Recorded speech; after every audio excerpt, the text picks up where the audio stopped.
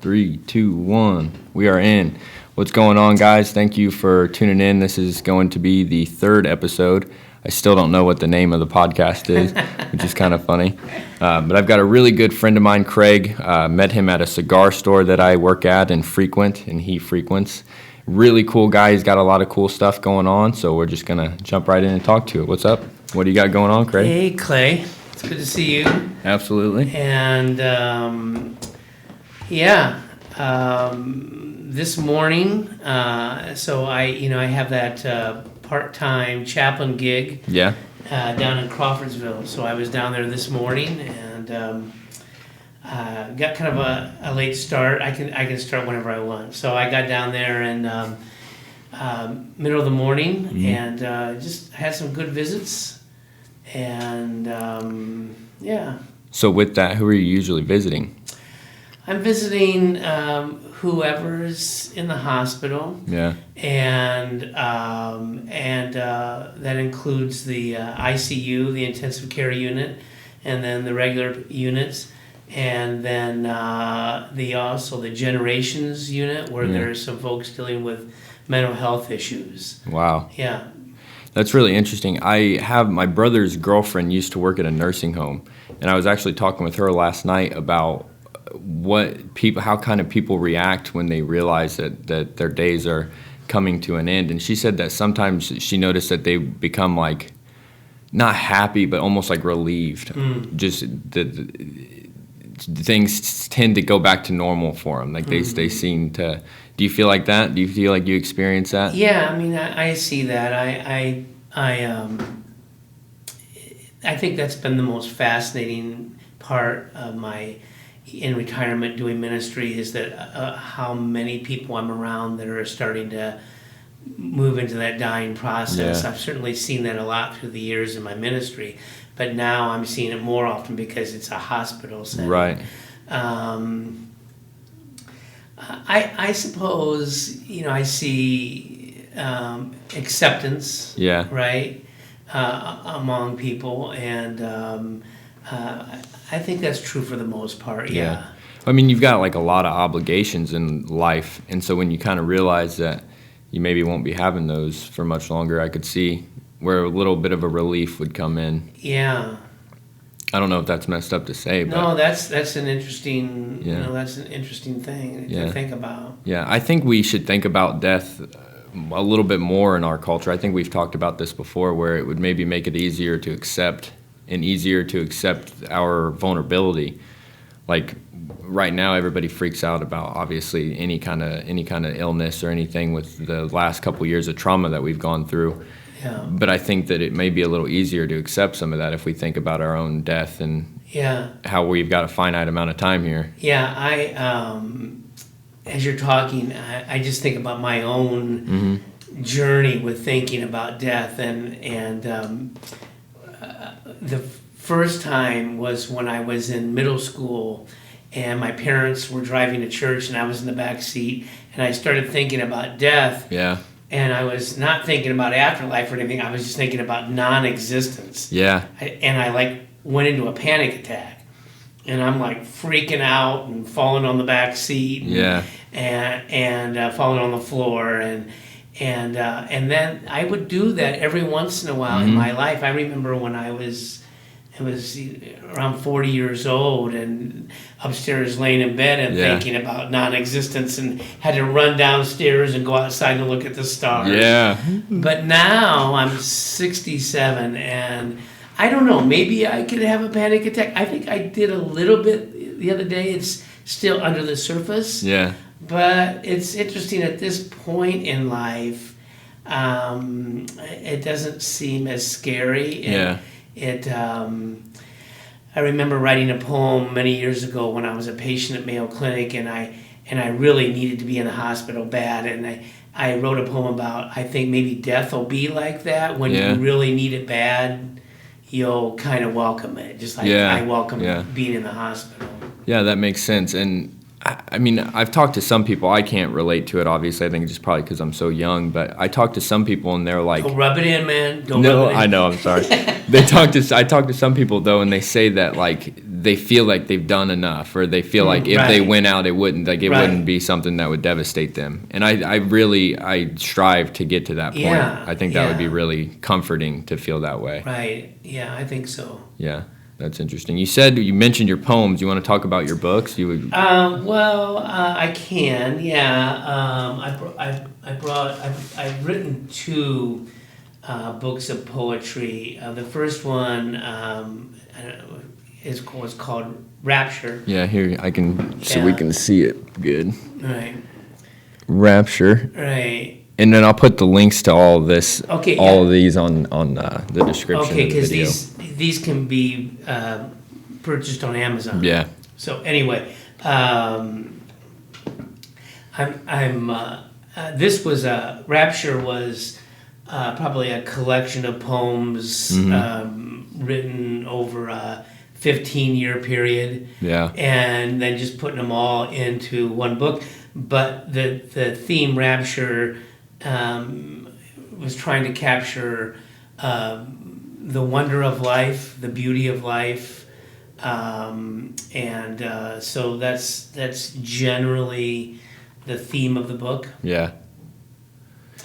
And so there's that, and I couldn't have put it in book form at all if it wasn't for my friend Trevor, who is a friend of mine down in Hilton Head, and just a really creative, capable dude like you. And so he took all my poetry and put it in this format. That's awesome. For me, yeah. And so he's just a great guy and a good friend. And then you've got the other one. Yeah, there. so the other one is this one, and it's called "Thank You God for This Good Life," and it's one memory, one poem per memory. That's really cool. One poem per memory of this one is of the first 18 years of my life. That's what I was going to ask you. When do you feel like you really started to, I don't want to say, take advantage, or really started to notice your creativity? Yeah, I mean, that's an interesting question. I don't know. I'm trying to think when I first started writing poetry, and I don't know if I remember that. Yeah. It had to be, because the collection of poems of Rapture goes back 15, 20 years maybe. So it had to be, at least 20 years ago when I started writing poetry. Yeah. And I think for me, it kind of comes out of a challenge, or maybe academics for me when I was young were hard because of health issues and then addiction issues. Yeah. And so I didn't really start learning. My curiosity, we talked about this, my curiosity for learning and for life didn't really start until I was out of school, out of college and then seminary, and then all of a sudden like, oh, I'm ready to learn. So writing for me, like writing a fiction or a nonfiction or writing prose, I don't know if I ever learned that really well. Yeah. Like even in seminary, people were having to write 15-page, 20-page papers, and I kind of worked really hard to put together but it was tough. a 15-page paper. I got the gist of what I was trying to write, what I needed to write, but writing a long thing wasn't working. So poetry for me was easier to capture. I mean, there's long poems. I don't write really long poems though, but to capture a moment in time, like this moment, or any moment in time, or a memory, to capture it, and it not necessarily be long form writing. Works better for me. Yeah, that's cool. So like some of the poetry of Rumi, it might be a very short poem, but it has a lot to say about something in particular. Yeah, that's really interesting. I feel like all growing up, I thought that I was really like not creative, like almost the opposite of creative. And I still sometimes think, but I feel like it came with the same thing, like with you were talking with the curiosity or the willingness to learn. I think I noticed more creativity in myself whenever that kind of sparked, which is a very interesting thing when that happens, when you realize what it is that the teachers were all trying to tell you. Right. Like everybody says, read these books, or knowledge is everything, knowledge is key, but you don't really notice it until it clicks, like you were saying. After school, sometimes it happens. Right. And I think that's interesting. I mean, I love the subject of creativity. Mm-hmm. I think one of my favorite things to do now is to take photos on my phone. Yeah. And down the Wabash River, or last night it was a thunderstorm coming through, or whatever it is. I just think that creativity is what keeps us alive. Yeah. And, yeah. I would have to agree, and putting things out into the world, I think, is important, whether it's in a form of creativity or it's in a form of you working or just being productive. I think you can see that with studies show that when people retire, like their life expectancy after retirement is very, very short. Yeah. So I think that's interesting, like with you, how you can kind of stay busy with your creativity or with what you do at the hospital. Like having an extra thing after retirement to keep you busy and keep you moving, I think is really good. Yeah, for sure. Really, really good. Yeah. And then I'm sure it's probably awesome the takeaways that you get from doing that at the hospital is probably phenomenal, I would imagine. I couldn't imagine that just talking to people at that time in their life, just the things that you could learn about yourself. Almost. Do you feel like you learn anything about yourself in a conversation you have with somebody at that point? Well, I mean, I would have to say, well, let's see. So there's a few things. One of the things that I'm learning when people are getting age, if I'm meeting with somebody that's 75, 80, 85, 90, the question always becomes, who do they still have left in their life to care for them? And somebody might say, my granddaughter, I'm living with my granddaughter, or somebody might say, my ex-husband is helping to care for me, or whoever it is. So just thinking about that, like, who am I going to have? Yeah. Who are you going to have? Right. And so it kind of says to me, try to keep relationships strong if you can. Yeah. Even if they're complicated and hard. For sure. Try to, we need to be there for each other. We need to love each other for as long as we can, no matter what. Yeah. Because we need to make it through to the end. So I think about that issue. That's so tough too, to keep relationships maintained. I feel like it can be tough sometimes. Oh, yeah. Do you feel like that is? I struggle with that sometimes with people that I used to work with or I used to go to school with, where they're amazing people and I want to see them, I want to spend time with them, but we don't do the same things. Whereas our lifestyles are a lot different, so it's tough to align time to spend time with people like that. Yeah, for sure. I think about my brothers. I have two brothers, and they're both older than me. One a couple of years and one 5 years. And we are starting to become more intentional about realizing that we are coming up towards those final 10, 15 years of our life, or whatever it's going to be. Yeah. And it's been bumpy along the way at times. Yeah. So now we text each other, these the three of us, and we met a couple years ago down in Louisville. Yeah. But we're just coming out now and saying to each other, look, no matter what, we need to try to stay close to each other and be there for each other. For sure.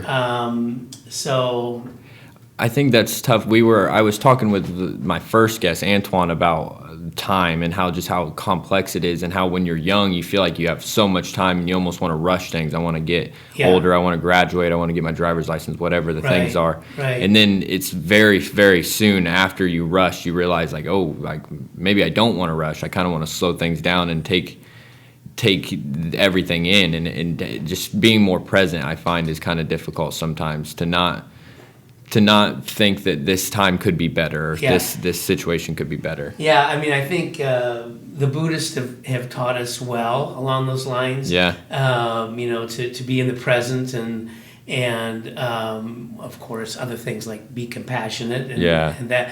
I went to visit somebody in prison yesterday down at Rockville prison and when they took me into the room where I was going to meet with her, they said it's going to be about 40 minutes because we need to do a count now and this and so you really can't move around very much. It's like I couldn't walk around and check things out. For sure. I had to sit in that chair for 40 minutes. So I have this little Zoom church that meets on Sunday mornings, and one of the first things we do is we do a meditation of 10 minutes or something like that. So I've been practicing, and I just spent those 40 minutes with my eyes closed and focusing on my breathing. And rather than I knew I was going to get agitated in those 40 minutes. Like, I could only look at the vending machines. Right, right. So I think it is important to for sure be in the present. I'm really glad you brought that up. Do you feel like doing that meditation helps you in other times, maybe times that aren't boring times? Yeah. Helps you with your focus a little bit? Yeah, I think so. I think I've always, or I don't know if I can say always, but for a long time have focused on my breath. So part of my calling into ministry was being in a woods during a winter time and focusing on my breathing. And that's awesome. So were you just like out there by yourself doing I was with that? my beagle dog. Yeah. I'd take my beagle dog and my beagle would run. And this was Mountain State Park near Anderson, Indiana. Yeah. And my beagle dog would run through the woods and howl and chase rabbits. And I was focusing on my breathing. Yeah. And then chanting.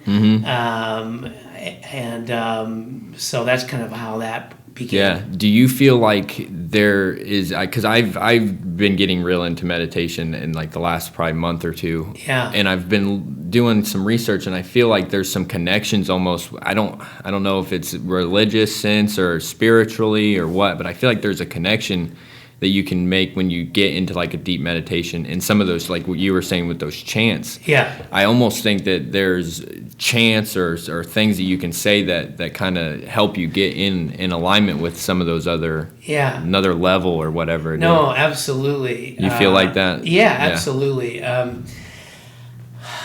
mean, it's a long story of even when I was first chanting, kind of the what I was chanting, which was Om, which is supposedly the universal sound. Yeah.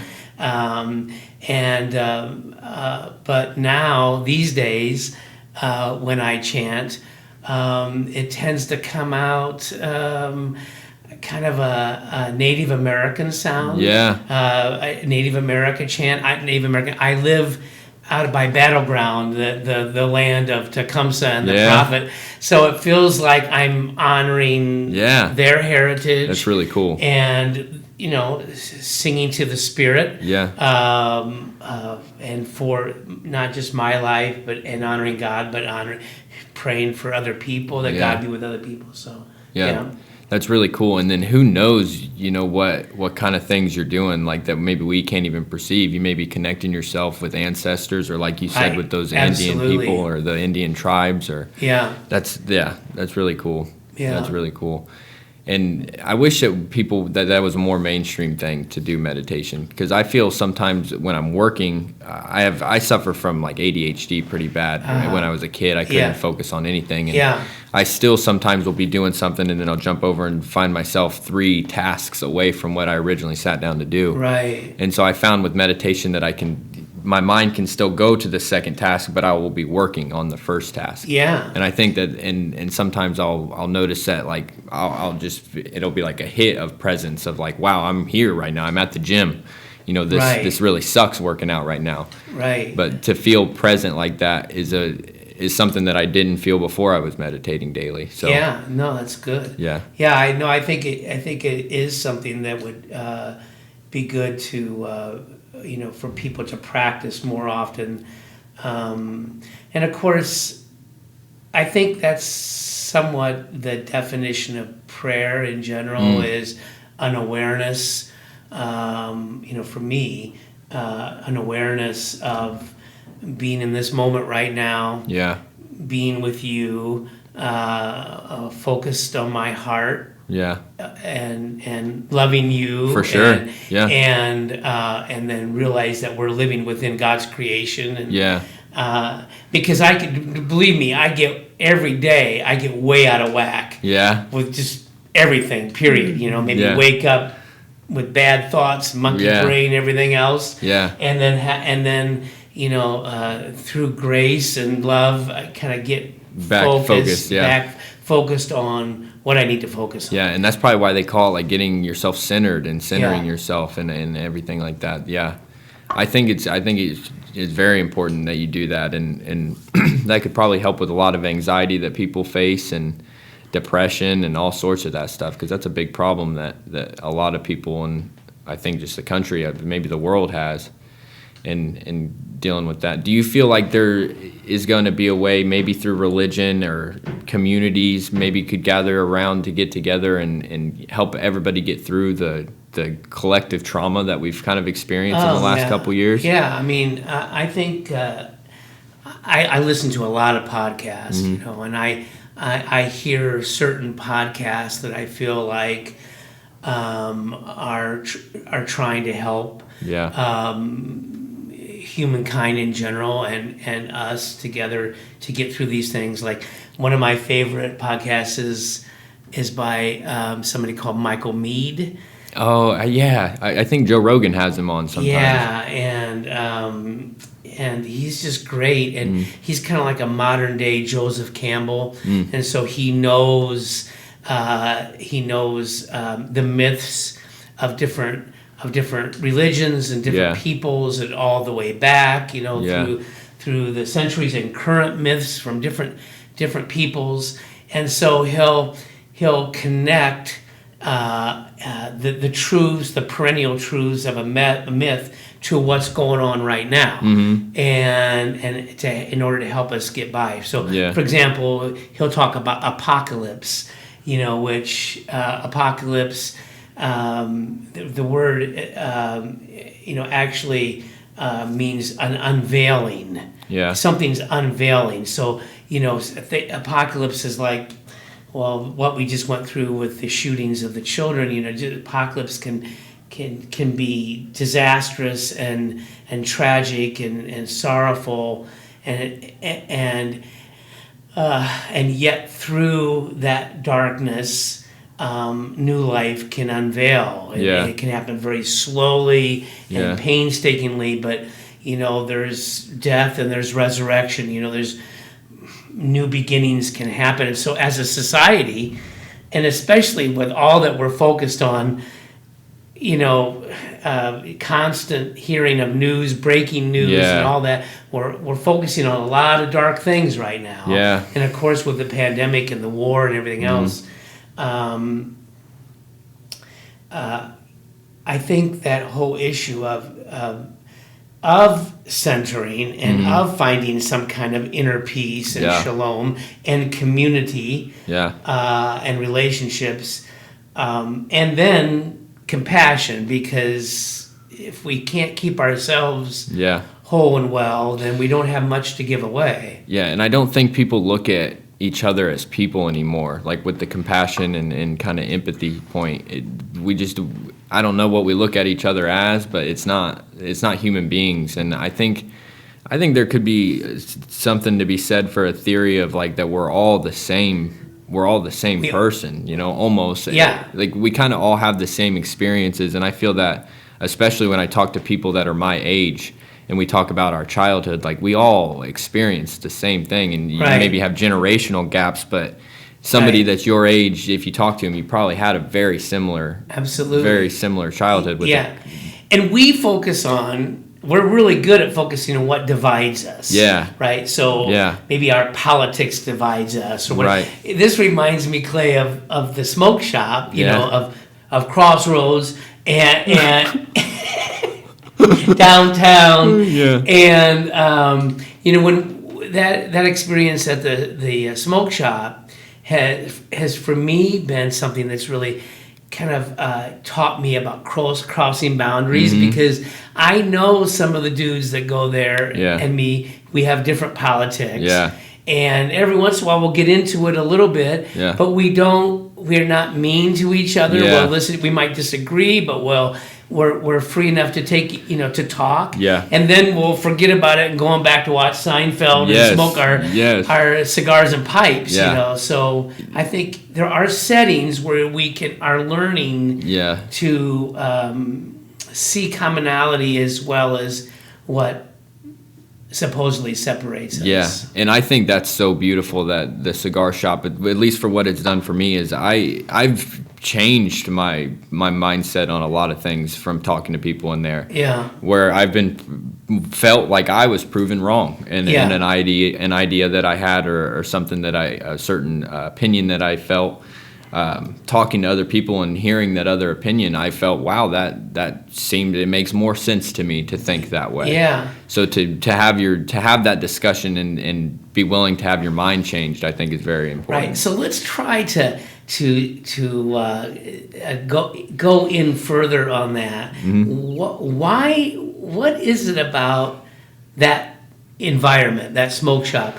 What is it about that has allowed us to cross those boundaries a little bit? And I don't know. What do you I don't know. What do you think it is? I don't know. It's kind of a mystery, isn't it? Yeah, it is a mystery. I wish that there could be more places like that, or more things like that in the world, really, that people could communicate. I don't know. I think it's just that people are willing to at least hear you out and give their opinion back, and then just being able to communicate, I think, is the biggest thing. Just being able to hear the other opinion, because it could do one of two things. It could change your mind, or it could say, like, submit, like, oh, okay, my idea, like, I feel more strongly about that, or I maybe have taken these points and have changed it a little bit or tweaked it a little bit. Right. But yeah, to have like an idea, which I think is a big problem for a lot of people nowadays, to have an idea and just say, this is all that I think, my mind cannot be changed. Right. I feel like it's very flawed, and it's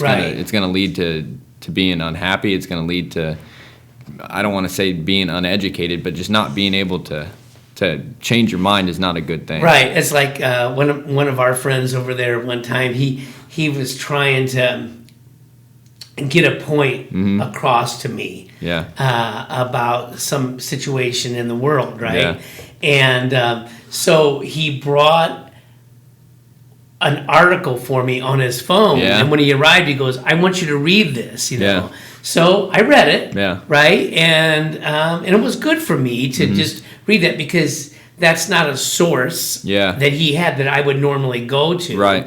And so that was a good moment. And then I think the first time when the dudes were talking about something and I said, okay, hold on, you're talking about this, I would like to talk about this.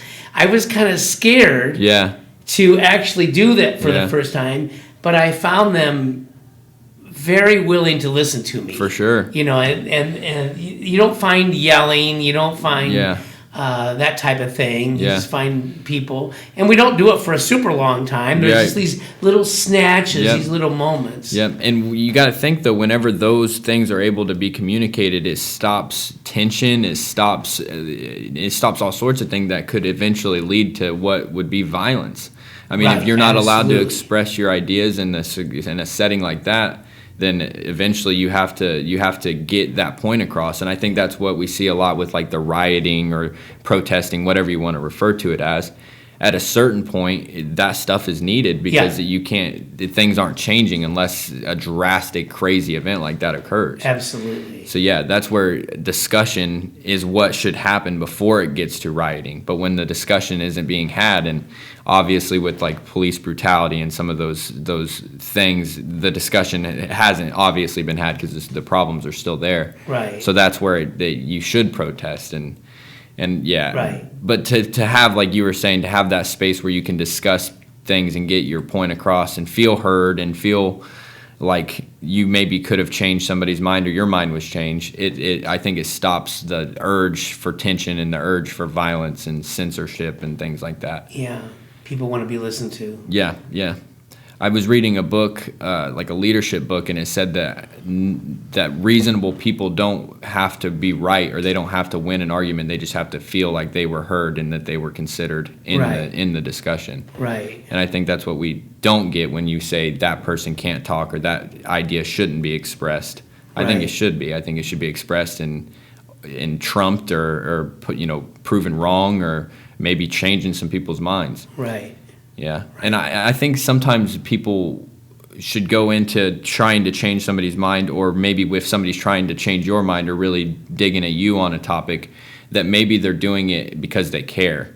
That's kind of what I face sometimes, I feel like, with some of my family, where there'll be a certain idea that they have, and I'll try and really push them on the idea and make them question it or make them look at a different outlook, and they get mean, or they not mean, but they get upset or try to push back. Right. And I'm doing it out of like, I'm trying to show you something that I feel very passionately, or I feel very, very connected towards an idea or something. Right. Because it's helped me out, or it makes me feel more comfortable or something. Right. So I think trying to not feel attacked in those situations is what I'm trying to get out. Right. And it seems to me that even if we can't maybe go as far to dialogue, so like let's say your family situation, right? So that you could get a good conversation going on. Yeah. If you could at least start with the dynamic of, look, I want to be able to share this thought with you, or this idea with you, or this story with you, and all I'm asking you to do is listen. Yeah. Listen and love me, right? And then if we want to talk, we can. And if it's too charged, then we don't need to. But at least share. And I feel I charge it sometimes. I am guilty. You want a response. Yeah, I am guilty of wanting sometimes people to change their mind or give me feedback that I want. But it's not truly. I feel that it's not out of me trying to be like, it's not a negative thing. I'm trying to just be helpful, I guess. But it's maybe somewhere that I'm not asked to be helpful. Right. Or a place that's not my place to give that input that I'm giving. An example of, I'm sitting here thinking about if we want to talk about any topics that are divisive, So I'm a retired United Methodist pastor. And the United Methodist Church is getting ready to split. Yeah.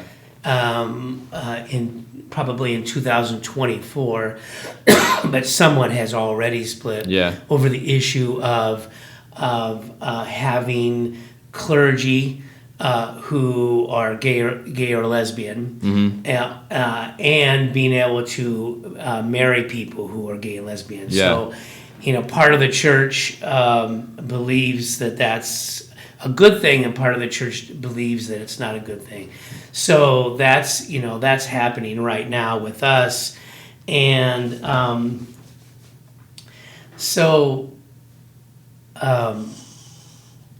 I think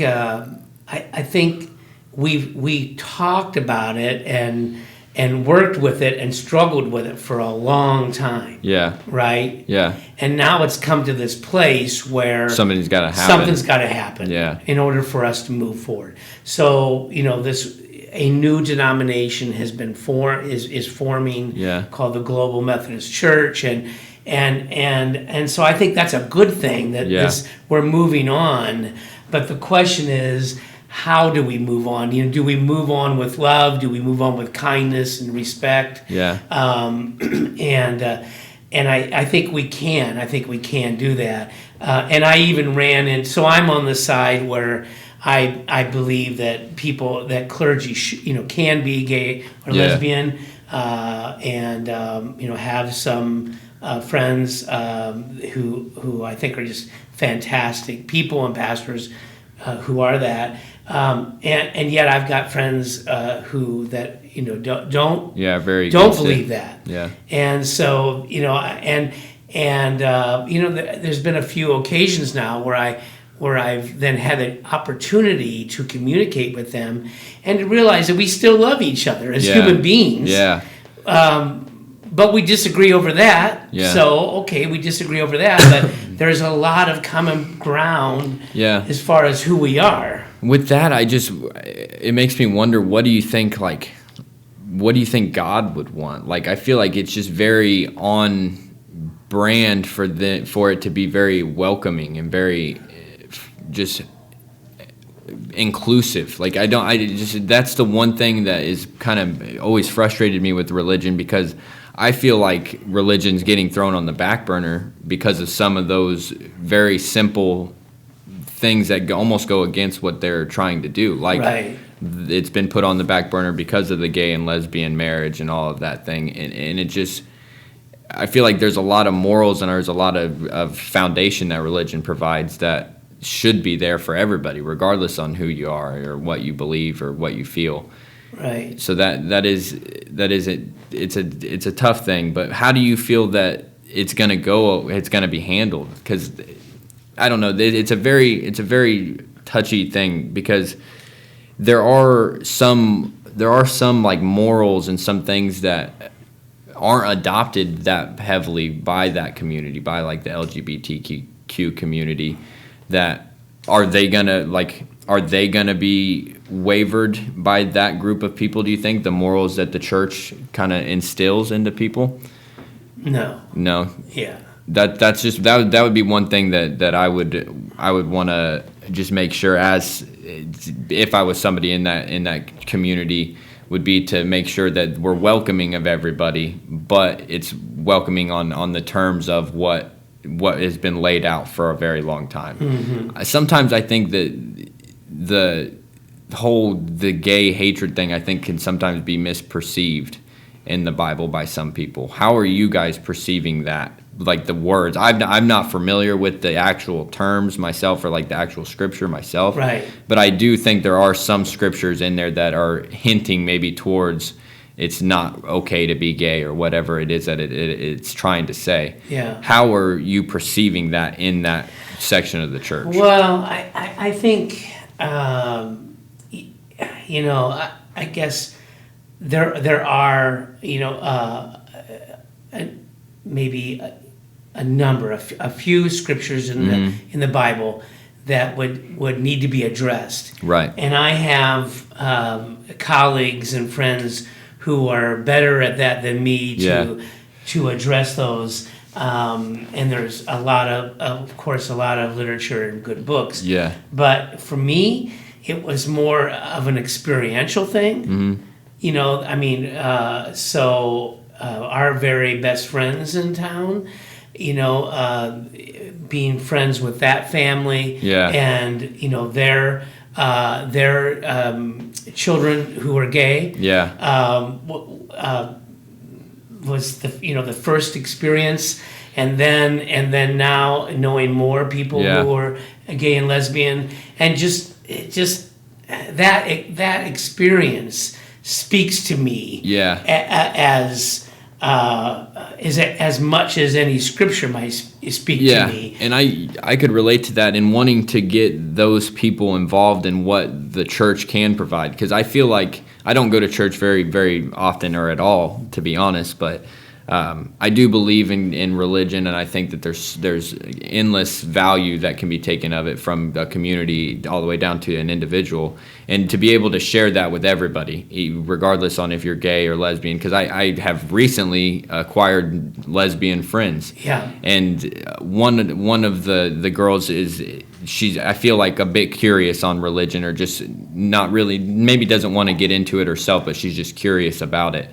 And I feel like for her, it's almost been like default has been not to like it, or default has been to be against it, because she's not welcome. Yeah, she's not welcome. Yeah. Exactly. So to welcome those people so they can get the value out of religion, I think is extremely important. Right. It's just, I could see where it would be tough for the more traditional people, but I also see 100% where it needs to be done. I mean, those people need to be included in what you can get from religion, because I think it provides a lot to, like I said, communities, individuals, everybody.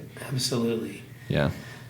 So I just think, how we, talk about things and is super important.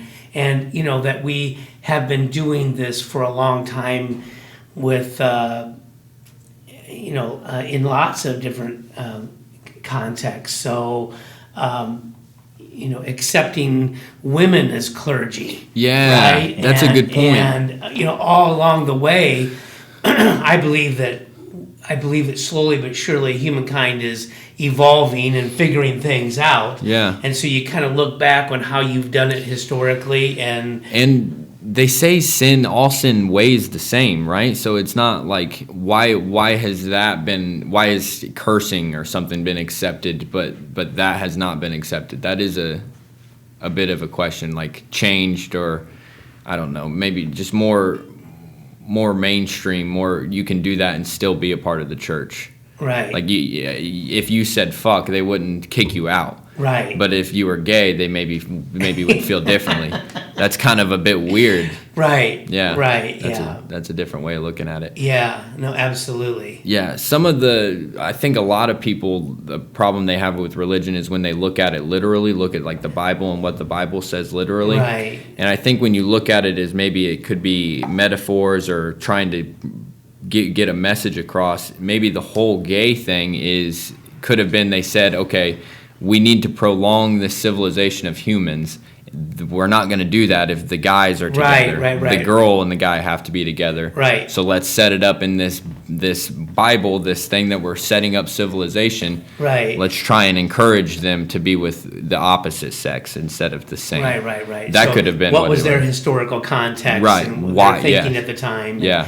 And I do, I think that's a part of what we're trying to figure out at times is what is the Bible? Is it is that passage to be taken literally, or is that a story? Right. Is that a myth in the deepest meaning of what a myth is? There's great truth in there, but it's not literally true. Yeah. Or the Bible I view as it's humankind trying to figure out God. Yeah. And I think the Spirit was certainly involved in that, but it wasn't, like God didn't pen out the words, God self. Right, himself. It was people trying to figure out, who God is and what God cares about and who he wants us to be and all of that. So.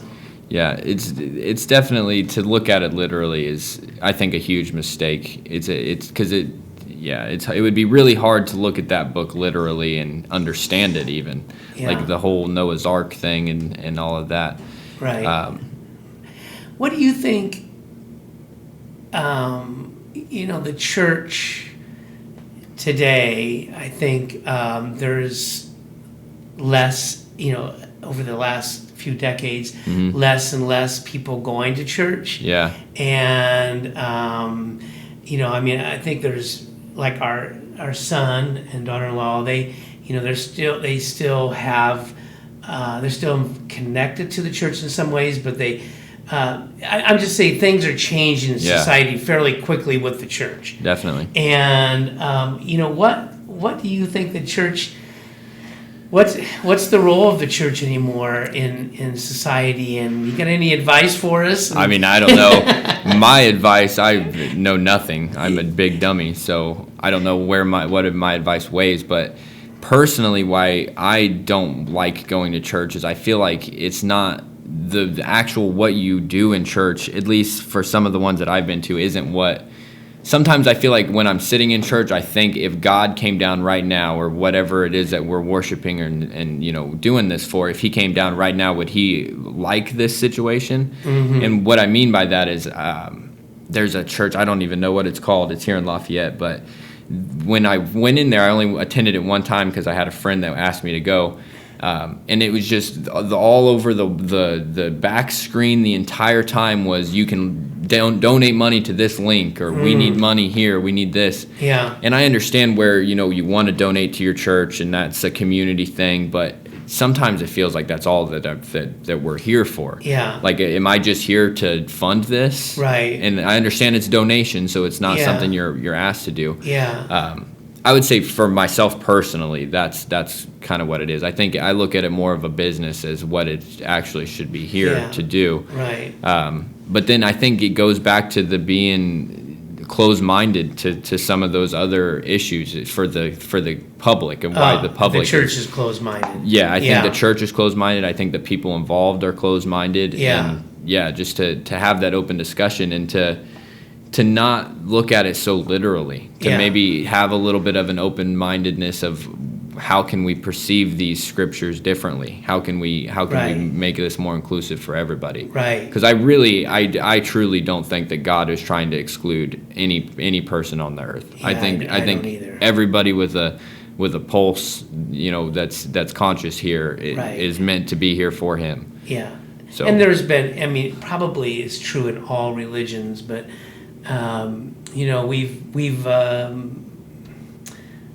we have excluded in one way or another, and I believe even our way of thinking is excluded people. Or, here's the people that are in. Yeah. Here's the people that are out. Yeah. And just like I think it could be a thing with how the gay community is becoming more open. I think it's the experiences that you have, where you have a gay friend or lesbian friends or whatever it is, and you have that experience and you realize like, oh, these are wonderful people just like anybody else, just like the people at church. Yeah.